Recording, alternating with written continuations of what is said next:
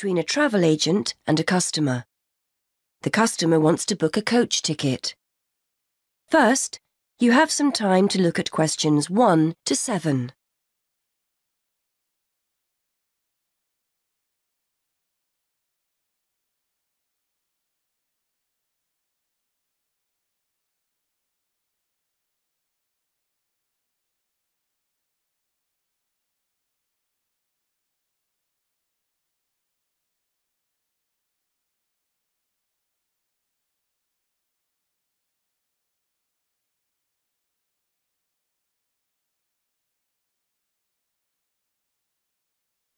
Now we shall begin.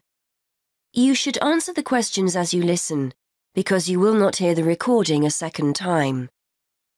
Listen carefully.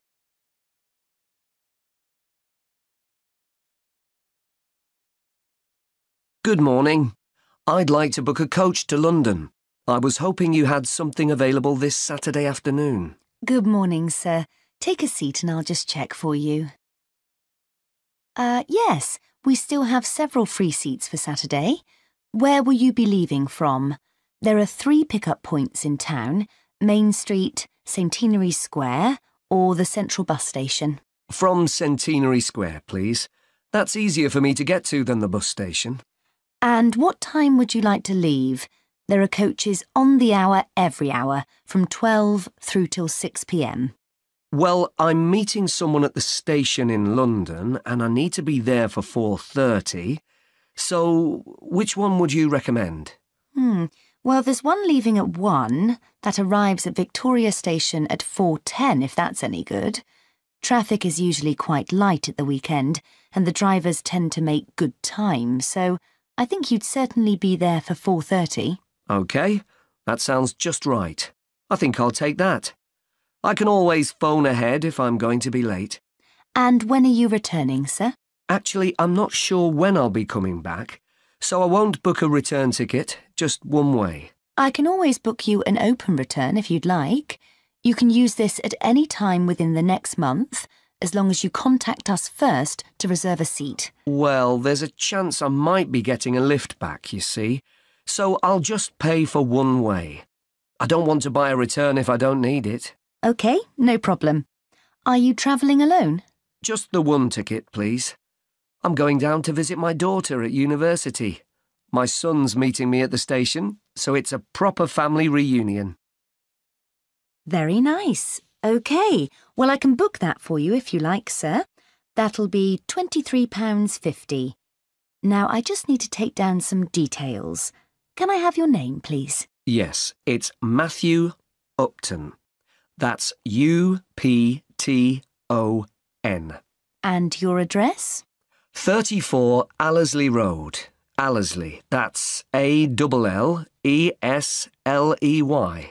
And your telephone number? 01732 558 997. And your email address? We'll use this to send confirmation of your travel details. matt257@yahoo.co.uk. OK, thanks. Before you hear the rest of the conversation, you have some time to look at questions 8 to 10.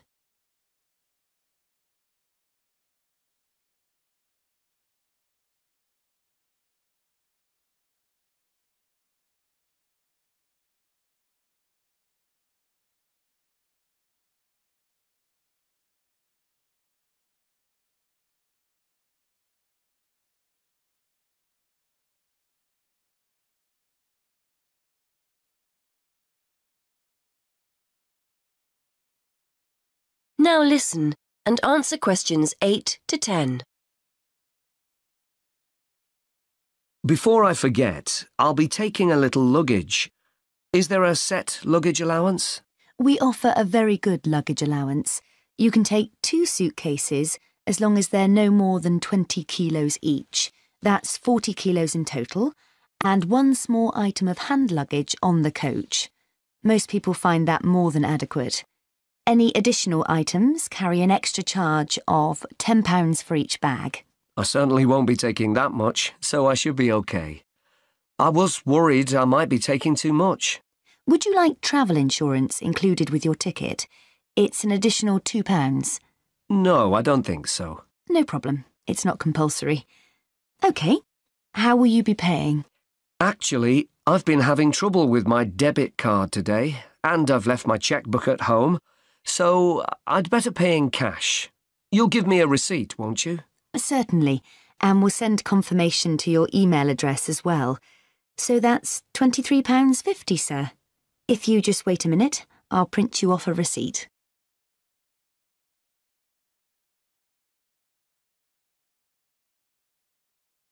That is the end of part 1. You now have half a minute to check your answers.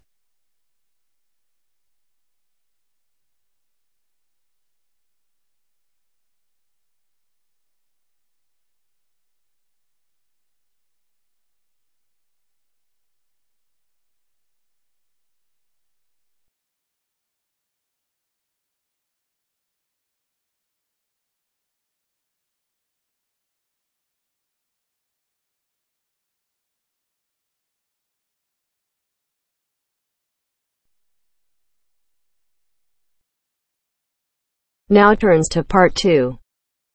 Part 2. You are going to hear a guide named Matt who is introducing their trip in Wildlife Haven. Now you have some time to look at questions 11 to 15.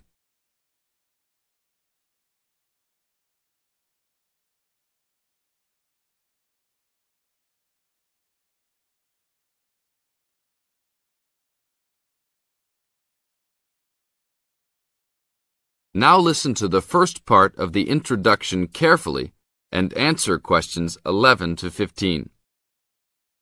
Well, good morning, everybody. My name's Matt, and I'm one of the 3 guides here at Wildlife Haven. Our job is to make sure that you all have a great time here with us and go home feeling happy and relaxed.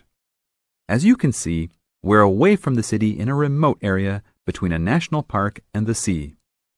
To encourage you to relax, there are no radios or TVs, and the only phones and newspapers are in the office. So, if peace and quiet is what you've come for, this is the place to be. From your cabin on the hill, you'll find you have the national park behind you, and you can look out from the sea from your front balcony. Your luggage will be unloaded from the bus and taken to your rooms in a few minutes.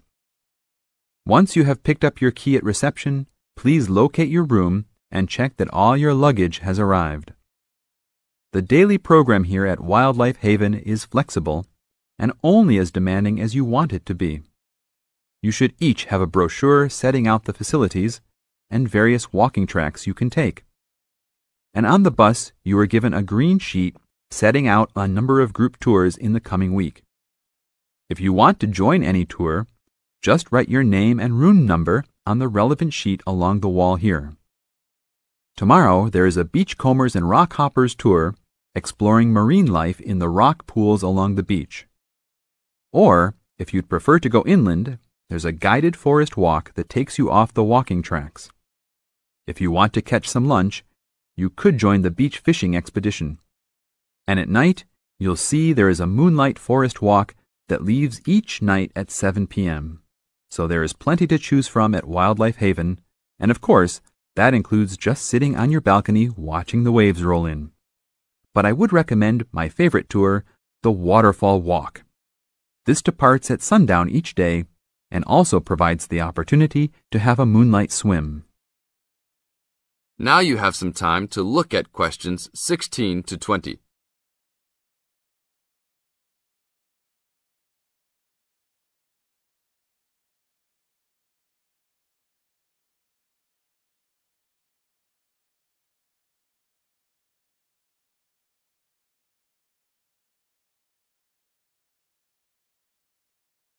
In the second part of the introduction, you are going to get some advice from Matt. Listen carefully and answer questions 16 to 20. You've chosen to visit us in January, which is one of our hotter months. And although you may be tempted to wear a minimum of clothing, you should always take precautions against injury, particularly in the national park. This includes sensible footwear. You'd be surprised how many of our guests ignore this advice and end up being sorry. And socks are a good idea too. And even though you might be under trees a lot of the time, it's a good idea to wear a hat in this hot climate. There's no need to be too concerned about walking in the national park, provided you use common sense. It's true that there are poisonous spiders in the park, but they are really more frightened of you than you are likely to be of them. I should also warn you against eating any wild berries. Some are edible, but you should avoid them all. We'll provide all the food you can eat. Well, that's about all for now. Dinner is from 6 to 8 p.m. in this building.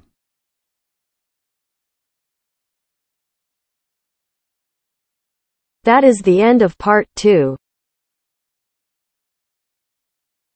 You now have half a minute to check your answers.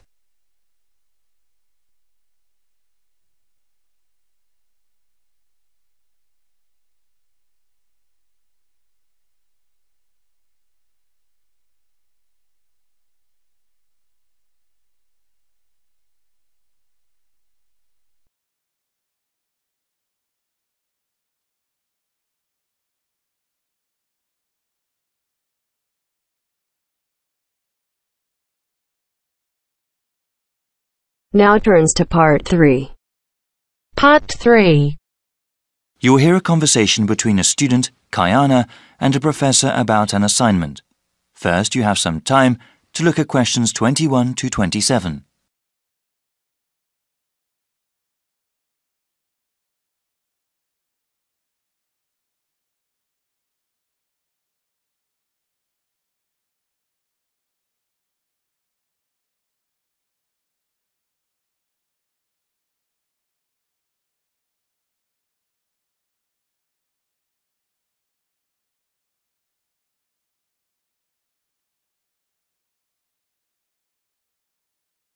Now listen carefully and answer questions 21 to 27.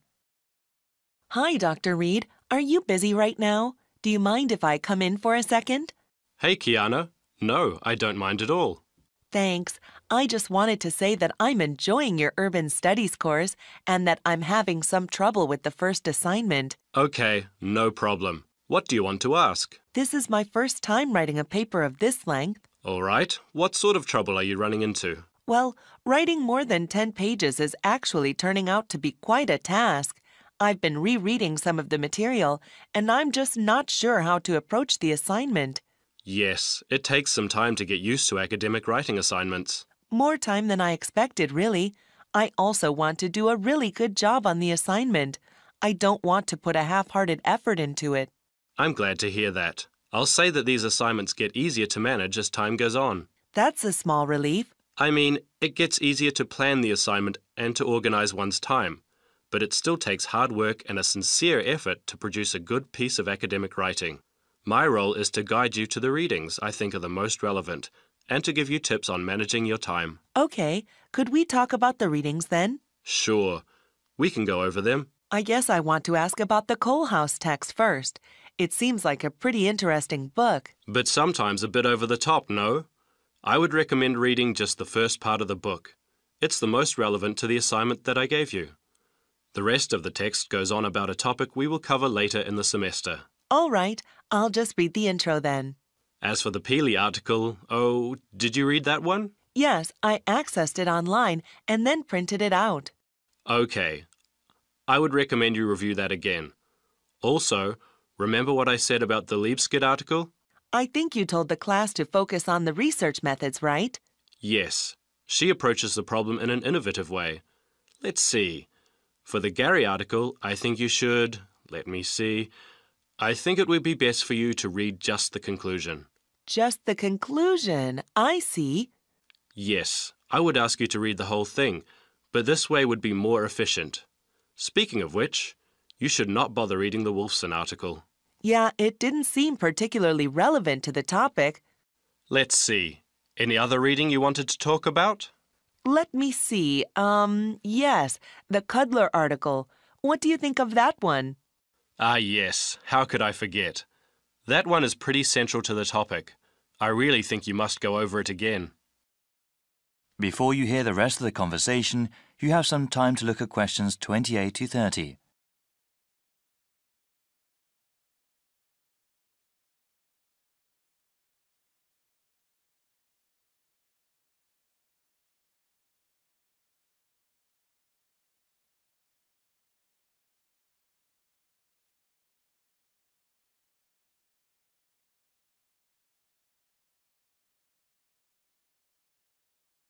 Now listen and answer questions 28 to 30. All right. Is there anything else you wanted to ask about? Yes, I wanted to ask about the line graph that you provided. It seems that the legend identifying the different parts is not there. Ah, it must not have been photocopied correctly. Here, let me explain them. They all represent percentages of the population in Manassas, okay? Line 1 here at the top is the percentage of people who were born in a foreign country. Born outside the country. Okay, and this one? The next line down, line 2 refers to the percentage of people with citizenship. All right, got it. Those making a middle-class wage are represented by the fifth line down. Okay, middle-class wage earners. And the line number 4? That is the percentage of people with a college education or higher. All right, and the one in the middle? That one is the percentage of population who are married and have children. Got it. Thank you so much, Dr. Reed. I really appreciate your help.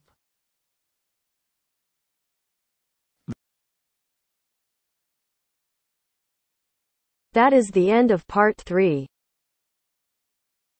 You now have half a minute to check your answers.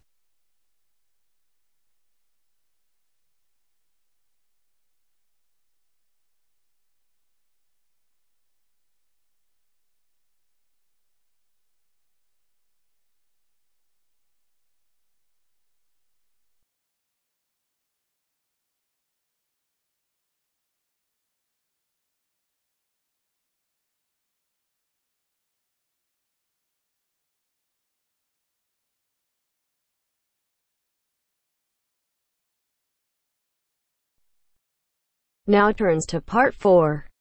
Part 4. In this section, you'll hear a lecture on coral reef. First, you have some time to read questions 31 to 40.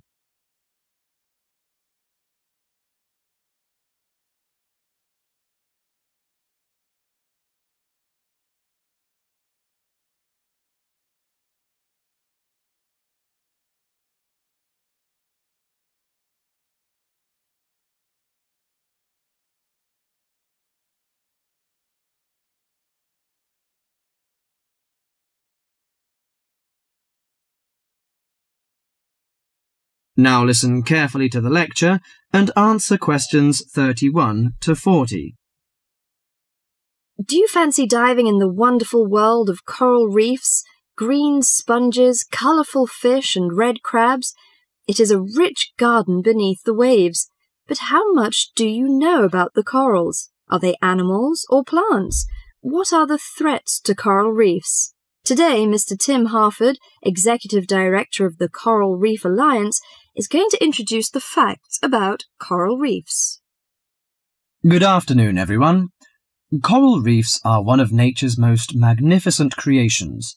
It is filled with thousands of unique and valuable plants and animals. Over 1/4 of all marine species depend on healthy coral reefs. Humans also depend on coral reefs. These marine ecosystems are the primary source of food and income for millions of people, a vast repository of valuable chemical compounds and medicines, and a natural wave barrier that protect beaches and coastlines from waves and storms. Coral is actually the exoskeletons of coral polyps. Made from limestone, these skeletons build up over time, forming the reef. New corals are born each April. At a certain hour, on a certain night, mature corals suddenly release clouds of eggs and sperm into the sea. After the fertilized eggs take root on the seafloor, they can grow up to 15 centimeters per year. Coral reefs are present in the waters of over 100 countries. These are warm, 18 to 29 degrees centigrade, shallow, sunny regions primarily between the tropics of Cancer and Capricorn. Only clear, warm salt water can support a coral reef. And because sunlight is crucial to the reef's survival, the water must also be shallow. The algae that grow on coral provide much of the coral's food. In deeper water, algae cannot get the sunlight they need to grow. Most coral reefs are in the tropics because natural conditions there are perfect. In their modern form, coral reefs have thrived on Earth for over 50 million years. In recent years, however, more than 11% of the world's reefs have been lost, with another 16% severely damaged during the El Niño event in 1998. Up to 32% of coral reefs may be destroyed by human activities in the next 30 years if we do not take action now. Corals and coral reefs are extremely sensitive. Slight changes in the reef environment may have detrimental effects on the health of entire coral colonies. These changes may be due to a variety of factors. One of the greatest threats to coral reefs is human expansion or development. As human population increases, so does the harvest of resources from the sea. Due to overfishing, reef fish populations have been greatly decreased in some areas of the world. The removal of large numbers of reef fish has caused the coral reef ecosystems to become unbalanced. As we know, corals are also very popular as decorations. A large amount of the most healthy corals are selected by commercial collectors. They sell the corals to souvenir shops, where a large number of tourists wait to purchase them as decorations or souvenirs. Coral reefs also receive much damage from both commercial and private vessels. The leakage of fuels into the water and the occurrence of spills by large tankers are extremely damaging to local corals. Although much of the coral reef's degradation is directly blamed on human impact, there are several natural disturbances which cause significant damage to coral reefs. The most recognized of these events are hurricanes or typhoons, which bring powerful waves to the tropics. These storm waves cause large corals to break apart and scatter fragments about the reefs. Home to a diverse community of creatures, coral reefs are underwater treasure chests of colour and activity. Predators and prey swim and crawl among the coral in nature's never-ending dance of life and death. This lively, fascinating world beneath the waves is just waiting to be explored. That is the end of part 4. You now have half a minute to check your answers.